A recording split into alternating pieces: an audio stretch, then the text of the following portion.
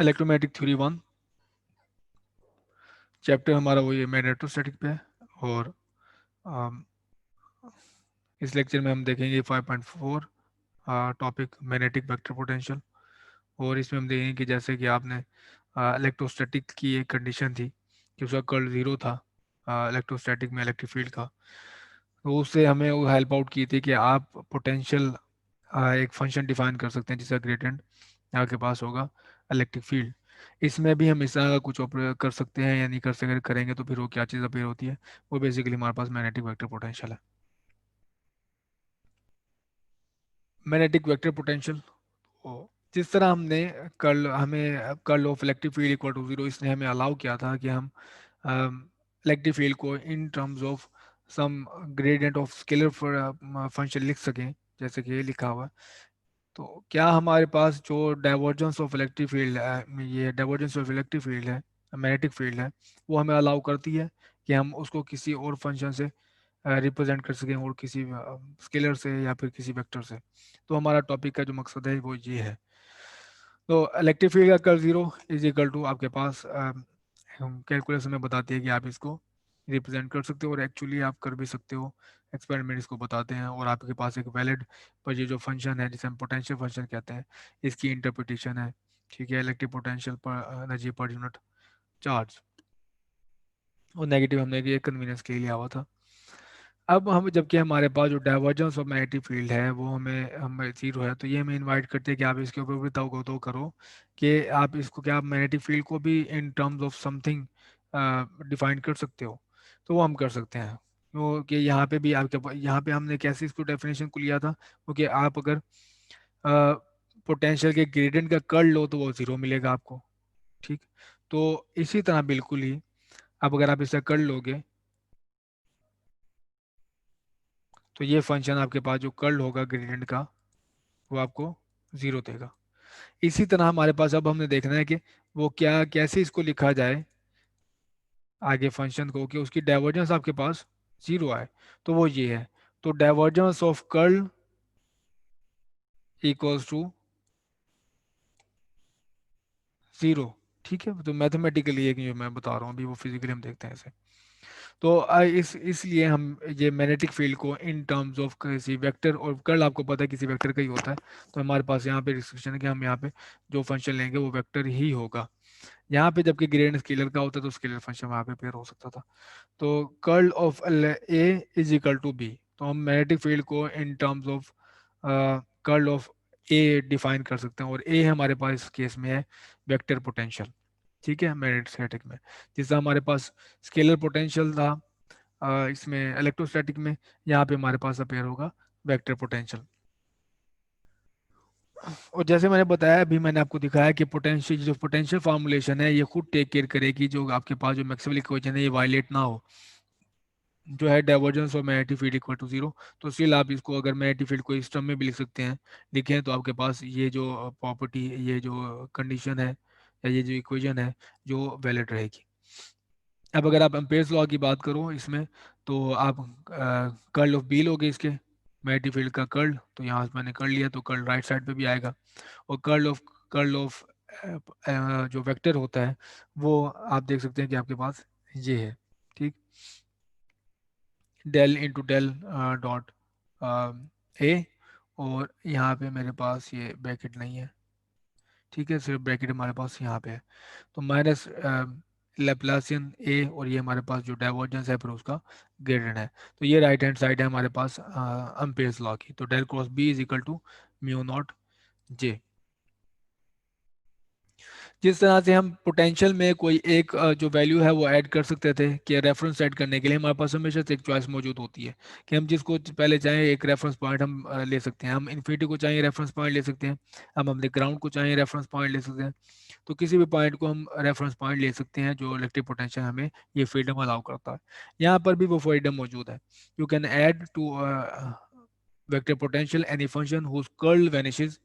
तो यहाँ पे हमारे पास कौन सा वो फंक्शन ऐड कर सकते थे कि अगर मैंने यहाँ पे कुछ ऐड करना है तो मुझे वो मैं ऐड कर सकता हूँ कांस्टेंट कांस्टेंट कोई भी ऐड कर सकता हूँ, लेट से 4 है, तो 4 का आप डेरिवेटिव लोगे वो 0 हो जाएगा, तो इक्वेशन सेटिस्फाई रहेगी।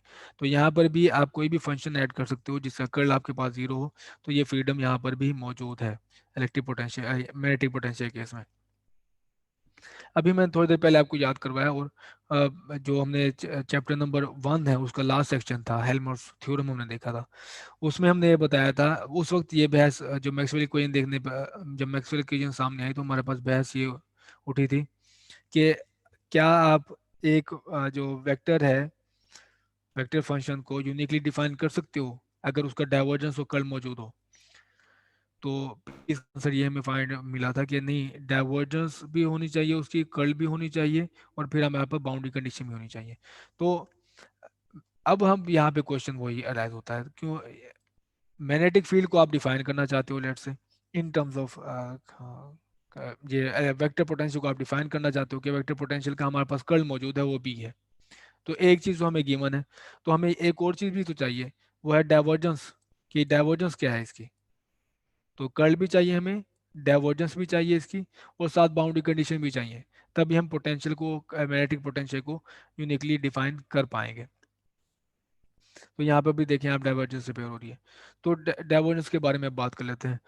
और हमारे पास जो कि फ्रीडम है, ये वाली फ्रीडम जो मैंने आपको कहा है, कोई भी फंक्शन आप ऐड कर लें इसमें जिसका कल आपके पास वैनिश हो जाए, तो क्योंकि वो मैग्नेटिक फील्ड को कोई इफेक्ट नहीं करेगा, तो आपके पास ये फ्रीडम है, आप इसको यूज़ कर सकते हैं। हम ये फ्रीडम ये यूज़ करते हैं कि इसका डाइवर्जेंस भी जीरो ले लेते हैं। ठीक है, हम कर्ल वो ऊपर गिवन है, डेल क्रॉस ये A is equal to B given है, तो हम इसका कहते हैं कि डाइवर्जेंस जो है, हम ये फ्रीडम एक्सप्लॉइट करना चाहते हैं कि इसकी जो डाइवर्जेंस है वेक्टर पोटेंशियल की, वो इक्वल टू जीरो। ठीक, जिस तरह हम उसका रेफरेंस सेट कर सकते हैं, तो इसमें भी हमारे पास जो फ्रीडम है उसको आप इस तरह से एक्सप्लॉइट कर सकते हो, del dot A is equal to zero. ठीक है, और ये हमारे पास हमेशा पॉसिबिलिटी मौजूद रहेगी कि वेक्टर मैग्नेटिक पोटेंशियल कोई भी गिवन हो, आप उसको डाइवर्जन लेस बना सकते हो, कि उसको ऐसा करो कि कोई चीज़ ऐड कर दो किसी तरह से कि उसकी जो डाइवर्जेंस है वो ज़ीरो है हमारे पास। लेट से हमारे पास कोई वेक्टर पोटेंशियल है, वो ए नॉट है, ठीक है, वो गिवन है, और ये डाइवर्जेंस लेस नहीं है, तो हम इसे डाइवर्जेंस लेस बनाना चाहते हैं कि इसका डाइवर्जेंस ले वो जीरो है। वो आप कैसे कर सकते हो, इसकी डाइवर्जेंस लो। ठीक है, मैंने इसकी डाइवर्जेंस ली, डेल यहाँ पे भी आ गया, यहाँ पे भी डेल डॉट आ गया, यहाँ पे भी इसका भी डेल डॉट हुआ, तो ये लैप्लासियन बन गया। तो मैं चाहता हूँ ये हूँ कि ये हो जाए इक्वल टू जीरो, तो ये मैंने जीरो पुट कर दिया। अब इसको आगे रख के ये, अब मेरे पास ये है कि अगर मैं ऐसा फंक्शन ढूंढ लूँ लैम्डा जो ये कंडीशन सेटिस्फाई करता हो, ठीक है, ये पोटेंशियल तो मेरे पास गिवन है जिसको मैंने डाइवर्जेंस लेस बनाना है, तो अगर मैं ये इस तरह का लैम्डा फाइंड कर लूँ जिसमें ये नॉट वैसे ही गिवन है, तो मैं इसको डाइवर्जेंस लेस बना सकता हूँ, इस कंडीशन को सेटिस्फाई कर सकता हूँ। और ये कोई देखने में भी मजाकिया नहीं है, ये इक्वेशन हमने ऑलरेडी सॉल्व की हुई है, ये तो हमारे पास पॉइसन इक्वेशन है, बिल्कुल identical to the Poisson equation. Poisson equation में भी यही था, लेप्लासियन का Laplacian v is equal to minus rho over epsilon naught. यहाँ पे रो ओवर एप्सिलॉन नॉट की जगह आके हमारे पास डाइवर्जेंस ऑफ ए नॉट है। पॉइसन इक्वेशन का सोल्यूशन हमें पता है, और पॉइसन इक्वेशन में बाउंड्री कंडीशन हमारे पास ये है कि जो चार्ज डेंसिटी है वो इन्फिनिटी पे जीरो होनी चाहिए। तो अगर आपके पास ये बाउंड्री कंडीशन मीट करती है, तो हमारे पास जो पोटेंशियल है वो ये होगा, v is equal to 1/4 pi epsilon naught over r d tau. ये हमने सेकंड चैप्टर में देखा। इसी तरह हमारे पास इस इक्वेशन में जो हमने पहले देखी है, del square A is equal to del square lambda is equal to minus del dot A naught, तो यहाँ पे एग्जैक्टली ये सोल्यूशन हमारे पास ये होगा, और lambda is equal to 1/4 pi del dot A naught r और डी टाउ। इस केस में भी हमारे पास जो बाउंड्री कंडीशन, जैसे हमारे पास बाउंड्री कंडीशन यहाँ पे है, इधर भी बाउंड्री कंडीशन हमारे पास होनी चाहिए, del dot a naught does not go to zero at infinity, then we need another way to specify। अगर हमारे पास ऐसा केस है, ये कंडीशन होनी चाहिए कि इस पॉइसन इक्वेशन के सोल्यूशन के लिए कि इन्फिनिटी पे जो डाइवर्जेंस है वो जीरो होनी चाहिए। और अगर ऐसा पॉसिबल नहीं है, जिस तरह हमारे पास इन्फिनिट लाइन करंट था कि वो इन्फिनिट पे हमारे पास करंट जीरो नहीं है, तो फिर तो इस केस में हमारे पास एक कोई और मेथड होना चाहिए इसको ज़ीरो बनाने का, डेल डॉट ए नॉट को ज़ीरो बनाने का। अदरवाइज अगर ये कंडीशन है कि इन्फिनिटी पे ये ज़ीरो है डाइवर्जेंस, तो ये हमारे पास ये वर्क करेगा। और लैम्डा, ये हमारे पास क्या चीज़ लैम्डा है, ये लैम्डा है कि अगर आपके पास वेक्टर पोटेंशियल डाइवर्जेंस लेस नहीं है, तो आप लैम्डा इस तरह से फाइंड आउट करके उसको डाइवर्जेंस लेस बना सकते हैं। तो लुबे आप ये है हमारे पास कि ये अगर इन्फिनिटी पे ज़ीरो होता है या नहीं होता है, या आपके पास जो वेक्टर पोटेंशियल है, लेकिन ये हमारे पास हमेशा पॉसिबल होगी कि आप जो वेक्टर पोटेंशियल को हमेशा डाइवर्जेंस बना सकें। ठीक है, हमेशा आपके पास ये पॉसिबिलिटी मौजूद होगी कि वेक्टर पोटेंशियल को आप डाइवर्जेंस बना सकें। चूंकि हमारे पास जो मैग्नेटिक फील्ड है, ये वाली जो इक्वेशन है जिसको हमने डिफाइन किया है मैग्नेटिक फील्ड को यहाँ पे, वो कुछ नहीं बताती डाइवर्जेंस के बारे में। तो हमारे पास मैं दोबारा ये बात कर रहा हूँ कि हमारे पास ये फ्रीडम है कि डाइवर्जेंस हम खुद से सिलेक्ट कर लें। चूंकि हमने वेक्टर पोटेंशियल को यूनिकली डिफाइन करना है, हमारे पास उसका कर्ल भी होना चाहिए, उसकी डाइवर्जेंस भी होनी चाहिए, साथ उसकी बाउंड्री कंडीशन भी होनी चाहिए। तो चूंकि ये इक्वेशन हमें कुछ नहीं बताती इसकी डाइवर्जेंस के बारे में, तो हमारे पास ये फ्रीडम है और हम फ्रीडम लेंगे कि डाइवर्जेंस लेंगे, वेक्टर पोटेंशियल वो सिलेक्ट करेंगे जो डाइवर्जेंस लेस है। ये ऑर्डिनरी सिंपलेस्ट चॉइस है, तो हम ये चॉइस एक्सप्लॉइट कर सकेंगे। ठीक है, इस केस में हमारे पास जो एम्पेयर्स लॉ होगा, अभी आपने ये देखी इक्वेशन, ये वाली, तो जब डाइवर्जेंस लेस है हमारे पास ये वाली, तो जीरो हो जाएगी, ये जीरो हो जाएगा, तो एम्पेयर्स लॉ हमारे पास बन जाएगा del square A is equal to mu naught J. तो इस केस में हमारे पास जो एम्पेयर्स लॉ ये आ गया, और चूंकि ये हमारे पास है, ये भी पॉइसन इक्वेशन है, ये देखिए del square A is equal to minus epsilon naught J. जो ये पॉइसन इक्वेशन नहीं है सिर्फ, अब वो देखो कि आप अब ये सोचे होंगे कि ये जो पॉइसन इक्वेशन में ये तो स्केलर होता है, ये देखिए ये स्केलर है, ये भी स्केलर है, तो ये वेक्टर का में ऊपर पॉइसन ये जो हमारे पास है लैप्लासन कैसे अप्लाई हो रहा है, तो वो ये है कि ये इक्वेशन बेसिकली है डेल स्क्वायर ए एक्स। ठीक है, ये कंपोनेंट पे है स्केलर पे ये, और ये डेल स्क्वायर ए वाई प्लस डेल स्क्वायर ए जी। ठीक है, इस तरह भी इसका भी हर कंपोनेंट इसके इक्वल आ जाएगा, ये जे एक्स इसके इक्वल आ जाएगा, जे वाई इसके इक्वल आ जाएगा, जे जी इसके इक्वल आ जाएगा। तो ये तीन पॉइजन इक्वेशन है, इसका सोल्यूशन हमारे पास पॉइजन इक्वेशन का हमें पता है, वो ये है, ये सोल्यूशन है इसका। तो मैग्नेटिक वेक्टर पोटेंशियल आप इस तरह से फाइंड आउट कर सकते हो। और इस केस में हमारे पास जो बाउंड्री कंडीशन वो ये है कि एक हमारे पास वेक्टर ये जो अज्यूम किया हमने कि जे जो है वो डाई डाउन करेगा जब इन्फिनिटी पे, जब आर आपके पास इन्फिनिटी हो गया, तो हमारे पास करंट बाउंड्रीज पे, यूनिवर्स की बाउंड्रीज पे वो डाई डाउन करेगा, जीरो करेगा। तो ये हमारे पास है फार्मूला वेक्टर पोटेंशियल का। और अगर हमारे पास हो, हमारे पास लाइन करंट हो, ठीक है, हमारे पास लाइन करंट है तो ये, और अगर हमारे पास सरफेस करंट है तो ये हमारे पास ये फार्मूलाज गिवन है। यहाँ पे जे है तो यहाँ पे किया आ जाएगा, यहाँ पे जे है तो यहाँ पे हमारे पास आई आ जाएगा। बात जो फार्मूलाज हैं volume current density, surface current density और करंट लाइन करंट के लिए ये है। सर ये चीज़ बताना कि सर हम इसे डाइवर्जन लेस बना क्यों रहे हैं? हमारे पास फ्रीडम है, हम उसकी फ्रीडम वो एक्सप्लॉइट कर रहे हैं। ठीक है, देखो मुझे ना ए को स्पेसिफाई करने के लिए ना, किसी वेक्टर को स्पेसिफाई करने के लिए ज़रूरी है तीन चीज़ें हों मुझे। एक उसकी कर्ल होना चाहिए, एक उसकी डाइवर्जेंस होनी चाहिए, और तीसरी बाउंड्री कंडीशन होनी चाहिए, तब मैं यूनिकली स्पेसिफाई कर सकता हूँ उसे। तो अब देखो कर्ल तो उसका गिवन है, इलेक्ट्रिक ए का कर्ल क्या होता है, बी है। ठीक है, अब डाइवर्जेंस क्या है, मुझे क्या पता डाइवर्जेंस क्या है।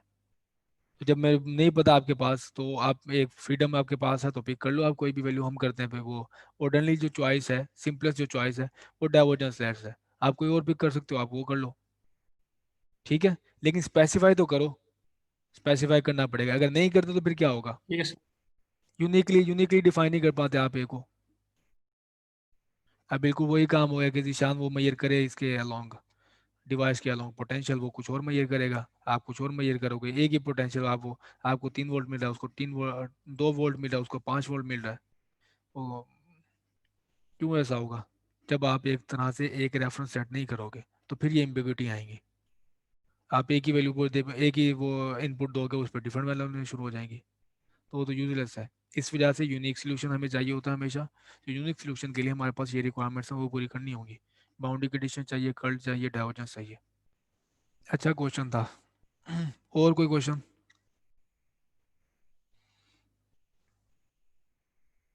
It must be said that A is not as useful as potential v, ठीक है।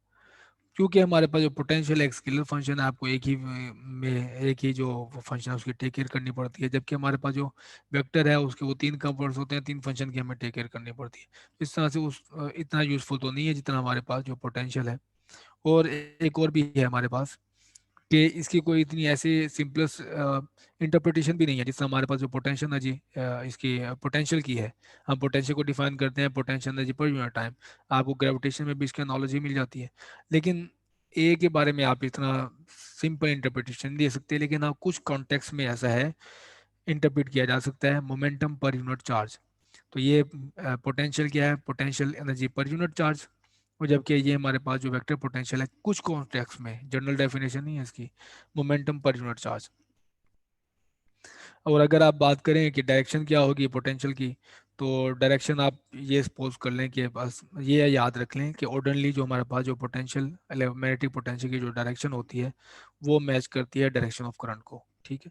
तो अगर आपके पास कोई ऐसा सरफेस है या आपके पास लाइन है जिसमें हमारे पास जो करंट की डायरेक्शन बिल्कुल सेम है, सारे जो चार्जेस हैं एक ही डायरेक्शन में मूव कर रहे हैं, तो उसमें अब आपके पास जो पोटेंशियल मैग्नेटिक पोटेंशियल की डायरेक्शन हर पॉइंट पे in the direction of current होती है, ठीक है। और last thing, we can always add a constant vector to a so that a goes to 0 at infinity। तो हमारे पास ये चॉइस हमेशा मौजूद रहती है कि हम a में वेक्टर में ऐड कर सकें कोई कांस्टेंट, ताकि उसको इन्फिनिटी पे 0 बनाया जा सके, और ताकि हमारे पास बाउंड्री कंडीशन भी आ जाए, डाइवर्जेंस भी हमारे पास मौजूद हो, हमारे पास कर्ल भी हो, और a को यूनिकली स्पेसिफाई किया जा सके। प्रॉब्लम है एक 5.26, इसको डिस्कस कर लेते हैं। ये एक छोटी सी प्रॉब्लम है, ये प्रॉब्लम रेलिवेंट है प्रीवियस प्रॉब्लम से, जिसमें हमने एक सरफेस शीट थी, सरफेस करंट शीट थी, उसमें करंट फ्लो कर रहा था in the direction of x. इसकी हमने मैग्नेटिक फील्ड फाइंड की थी, और मैग्नेटिक फील्ड थी ये। तो शीट के ऊपर हमारे पास नेगेटिव था, और शीट के ऊपर नीचे में खाने में पॉजिटिव थी हमारे पास मैग्नेटिक फील्ड, और मैग्नेटिक फील्ड का सिर्फ एक ही कंपोनेंट है वो वाई था। अच्छा, तो जो ए है हमारे पास उसकी डायरेक्शन तो होगी ए इज पैरेलल टू के। मैंने जैसे भी स्टेट किया कि वो हमेशा करंट की डायरेक्शन में होगा, और ये सिर्फ डिपेंड करेगा हमारे पास जी के अलॉन्ग, ठीक है। जी के अलॉन्ग हमारे पास ये डिपेंड करेगा। तो इसका एक ही कंपोनेंट है, उसकी डायरेक्शन है एक्स के अलॉन्ग। तो मैं इससे मैं फाइंड करना चाहता हूँ ए को। इसी सिनेरियो के लिए मैग्नेटिक फील्ड गिवन है, मैं फाइंड किसको करना चाहता हूँ, मैग्नेटिक वेक्टर पोटेंशियल को। तो मेरे पास इक्वेशन गिवन है B is equal to del cross A. तो मैंने इसका ए का कर लिया, यहाँ पे सिर्फ एक जेड कंपोनेंट है, मेरे पास सिर्फ एक वैल्यू आएगी पार्शियल ए और पार्शियल जी वाई डायरेक्शन में।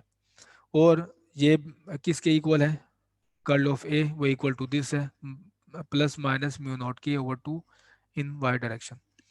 तो ये मेरे पास लास्टली इक्वेशन आ गई, वो क्या है, partial A divide by partial g is equal to plus minus mu naught के डिवाइड बाय 2। तो ये डी जी आप उस तरफ ले जाओ, और पार्शियल डी ए इस तरफ रह जाए, आप इसको इंटीग्रेट करो, इंटीग्रेट करोगे तो आपके पास आंसर आएगा 6। ये है मेरे पास मैग्नेटिक वेक्टर पोटेंशियल। इसकी जो प्रॉब्लम एग्जांपल्स हैं वो काइंडली आप कीजिएगा उसको, जो एग्जांपल मैग्नेटिक वेक्टर पोटेंशियल से रिलेटेड है।